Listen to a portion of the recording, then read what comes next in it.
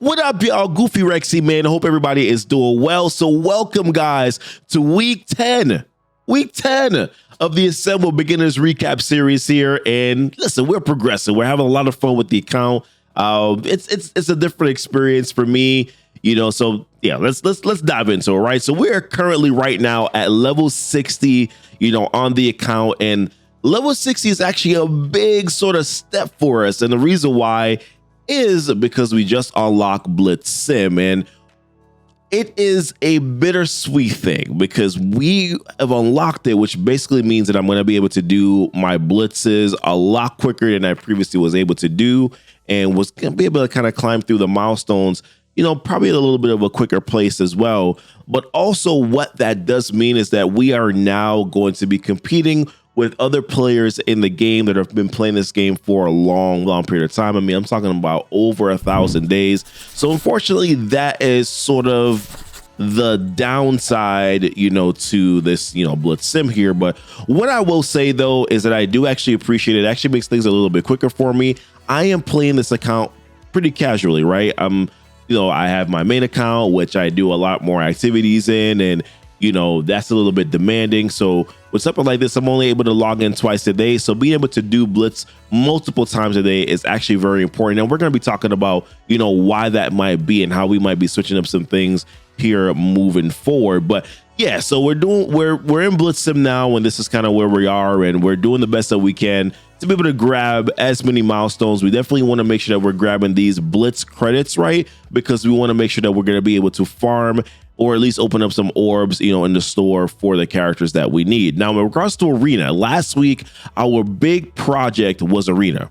That was what we wanted to make better and to progress, in that game mode, in this week. So this is where we currently are right now. Last week, if you remember, we were up in the 800s, but now we've actually been able to punch down to get them to the 400 range. Actually, earlier, we were actually able to get down to like 300 or so, 350, or so in Arena. And this is a team that we're using. So we're using Sif, we're using Cap, we're using Hulk, we're using Thor, and we're using Minerva right now. I thought about using Captain Marvel, but I thought Minerva might actually add a little bit of an added element to this team, especially if, let's put it, for instance, right, if somebody dies, Minerva can go ahead and resurrect them. And for me, I found a lot of value there. I also found value with her ultimate ability, being able to steal 15% health and then also apply bleeds. Things like that I found to be very valuable for, this grouping. And I'm also building her up for my Cosmic team to be able to get through the Cosmic campaign. So I was like, well, I might as well find some other usage for her, where she can actually, help me to progress or do well in a particular part of the game. And this team works very well. Thor, if you remember, listen, Hulk, Cap, Sif, whenever they get hit, Thor is building up those charges, which basically means that he's going to be doing a lot of damage, frequently throughout the match. The matches do tend to go a little bit longer because there's no real damage dealer. While Hulk can do damage, Thor primarily is going to be what's going to kill your enemies. So the matches do tend to last a little bit longer, but this is a very efficient team that has allowed me to be able to progress, in the particular area of the game, which is obviously my Arena. And Arena is very important, right? Because I do need those cores. I do need those Arena credits so that I can go ahead and farm the characters that I need, as a part of that Arena store. Now, in regards to our Cosmic campaign and our Cosmic characters, let's kind of highlight them again for you here, just to kind of remind you what characters I'm using for Cosmic. So I'm using my Captain Marvel, who she's getting close. We're trying to build her up right now to gear tier 10, but I'm still doing some of the Cosmic nodes anyways. And this team that I have right up top here, Captain Marvel, Minerva, Thor, Sif, Mordo, this is my Cosmic team, and they've been able to get through some of the Cosmic nodes so far, with relative ease. Like I said, mainly because of the damage dealing from CM and also Thor. I've been able to actually be very successful there. Mordo has also been a huge help too, because he's a very good controller that can do things like blinds and, and stuns and, things like that really kind of actually help the team.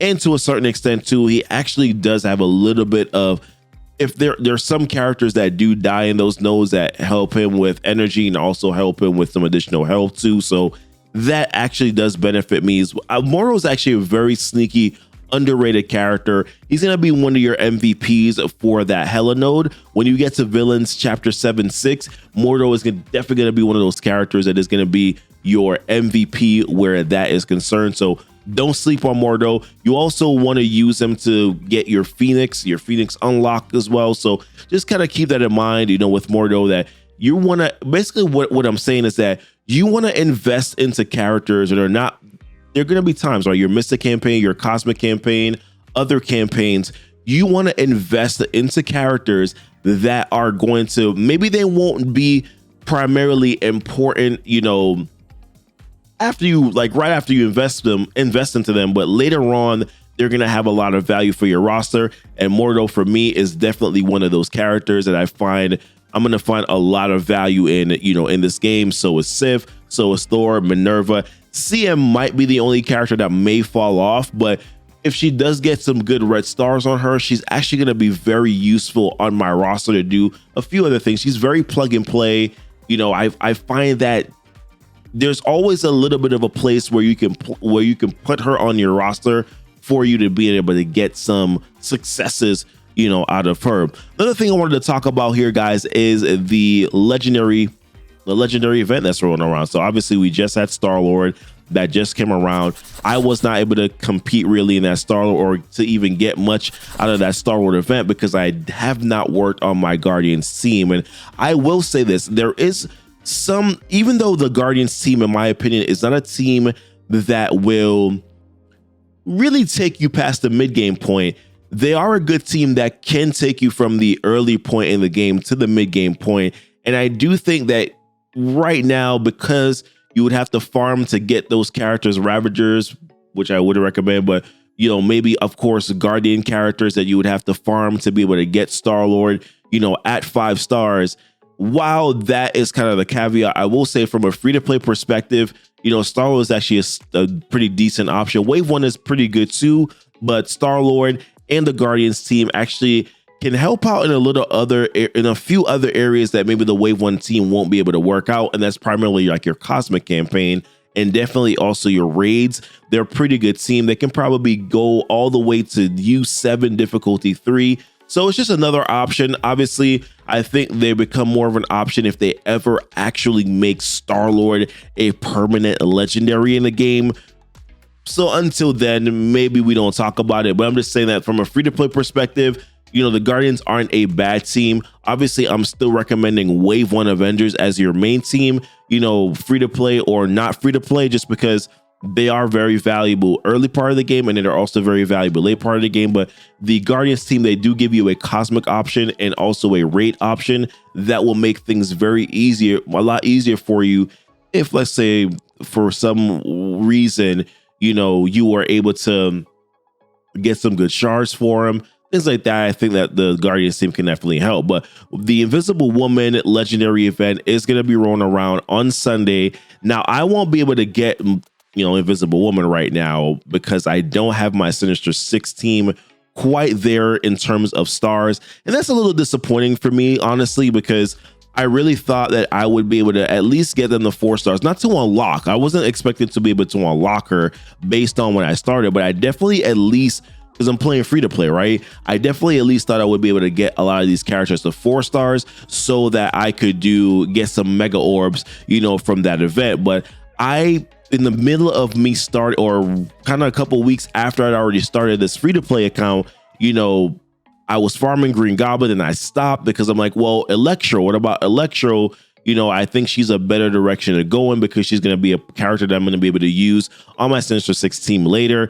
But then it kind of made things difficult for me with the Blitz store, and, because obviously there's 2 characters in the Blitz store. So I'm a little behind, I guess, in terms of that. Shocker, his node has also been pretty challenging to be able to get shards for him. As you can see, Mysterio, I've had a lot more success. Swarmers in the arena store, so that's made things incredibly easier for me. But I think I'm gonna have to start making a little bit of an amendment here to try to rush to probably farm some of these characters in that Blitz store. So for Rhino, probably gonna want to start target farming him. I'm in a place right now where I can at least target farm him maybe once and sometimes twice a day, you know, and then if I can do that with Rhino, be able to get him to 5 stars quicker, then I can start focusing down on Electro. The orbs just have not been good enough. I have not been getting very good drops for Rhino, nor have I been getting very good drops, you know, for Electro, and that's slowing my time down. Now with these legendaries now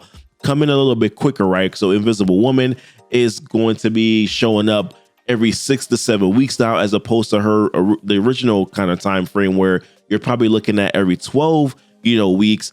I want to make sure that I'm not going to be missing a legendary like her too much. I think Shuri potentially also could be getting that same treatment. Speculation, not sure, but I don't want to be missing these legendaries too much here, or at least miss the opportunity to be able to get 2 mega orbs, you know, from doing the legendary events, because obviously mega orbs can land me some really important shards, you know, for characters that I'm not able to farm it, and I at least want to be able to do that. And Sinister 6 is a gateway for you to be able to get 2 legendaries in this game, in Invisible Woman and also Shuri. So I definitely also want to be able to kind of put myself and position myself in a place where I can actually get those characters, you know, moving forward. But while I want to rush it, and maybe I will, and like I said, I'm thinking I will start, you know, target farming characters. You guys let me know what your thoughts are. Should I target farm, you know, characters in the Blitz store, or should I continue to open up the orbs and be patient? And that's actually one of the things I wanted to talk about next, is patience. You know, I think the natural tendency is to want things very quickly, especially when you're playing a game like this. You want to have the newer thing. You want to be able to progress and get legendaries and things like that. But I'm reminded that this game is very much a marathon, and it's definitely not a sprint. There's a lot of different things that you have to pay attention to in this game. And you, especially when you're a free-to-play player, you have to make sure that you're doing things at a good pace that is going to prevent you from wasting resources, wasting time, you know, things like that. You know, like for instance, I sacrificed campaigns because I realized, to improve my arena standing, and because I understood that arena is going to be something that was going to give me more cores, and it was also going to be able to give me more arena credits so that I can make sure that I farm the right characters that I need to in the arena store. So basically what I'm saying is be patient, you know, pace yourself, assess the situation, make the right decisions for your roster. There are going to be times where you cannot use cookie cutter teams. You're going to have to do what I'm doing right now with my Cosmic roster, right? I am using different characters that make sense, characters that for the most part are going to be used later on my roster, and Minerva, Thor, Sif, and Mordo, and Captain Marvel is a very good plug and play character. So therefore I am making the decision to invest into her. So be patient, you know, understand kind of what you need to get done in this game. If you're a free-to-play player, you're going to have to be a little bit more wise, definitely be a little bit more patient in regards to the things that you're going to do in this game. But listen, I'm going to kind of start to do, this account is progressing a little bit more. So there's more things that I can do, and there's more things that I'm probably going to be showcasing, you know, maybe some theory crafted with some other teams that you can use in different areas. And definitely as a free-to-play player, that I think would definitely be helpful for you moving forward. Well, listen, guys, I appreciate you guys watching. Ask any questions. I am happy to help in any sort of which way. You know, like I said, I'm enjoying this journey with you guys, and I'm enjoying the journey on this account right now, and trying to become better and trying to understand the beginner meta a little bit more so that I can be more helpful for you guys. But I appreciate you guys watching the video. Thank you guys so much. Ask your questions, hit the like button, guys. Also, if you haven't subscribed to the channel as well, make sure that you do hit that subscribe button. Appreciate you guys so very much. You guys be blessed, and y'all be safe.